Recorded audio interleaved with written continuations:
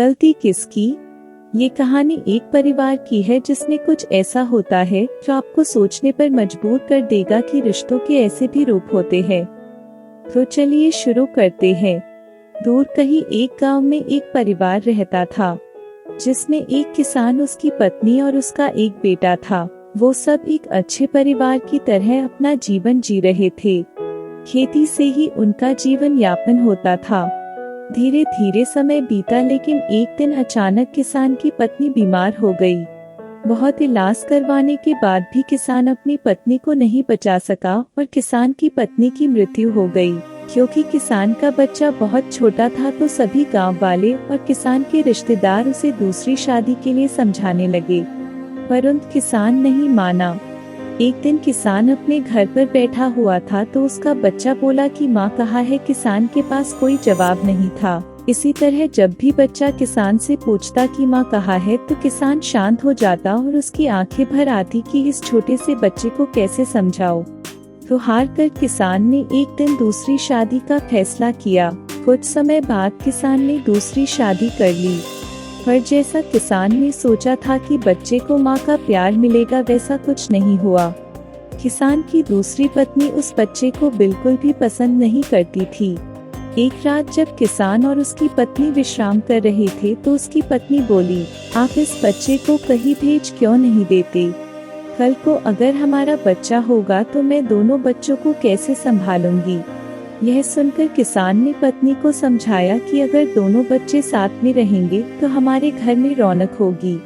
वह भी जब से उसकी माँ गुजरी है उदास ही रहता है। मैं उसका पिता हूँ, मैं ऐसा नहीं कर सकता। इतना सुनकर किसान की पत्नी मुंह फेर कर सो गई।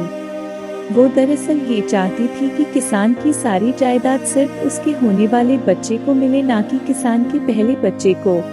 और इसी कारण वो रोज नई योजना बनाती थी कि कैसे उस बच्चे को यहाँ से निकाला जाए। फिर एक दिन उसने अपने नफरत और लालच से भरे दिल से फिर से एक योजना बनाई।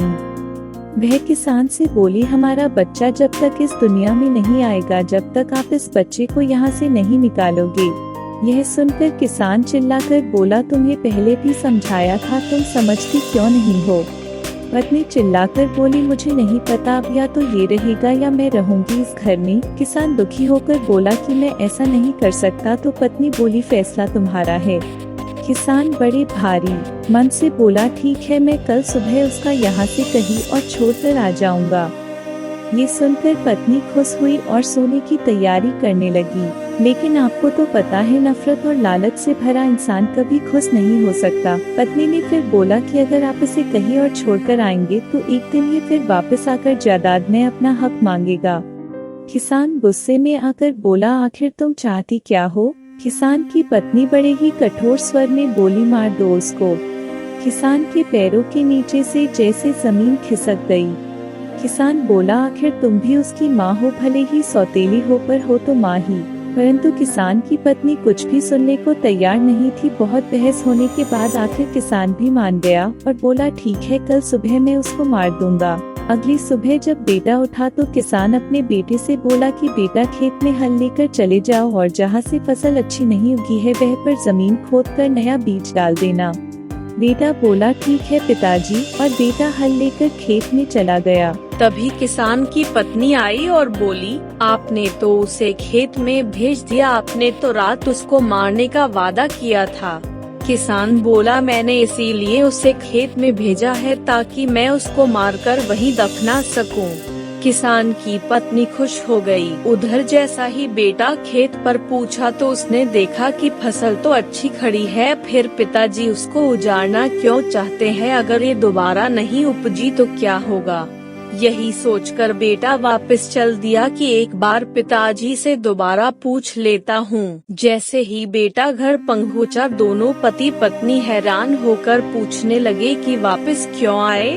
तो बेटे ने वही बात दोबारा बोली, पिताजी फसल तो अच्छी खड़ी है, फिर उसको उजाड़ना क्यों चाहते हैं? अगर ये दोबारा नहीं उपजी तो क्या होगा? यह सुनकर पिता को गहरा धक्का लगा और आंखों में आंसू भरकर बोला, बेटा तू सही कह रहा है, मैं अंधा हो गया था।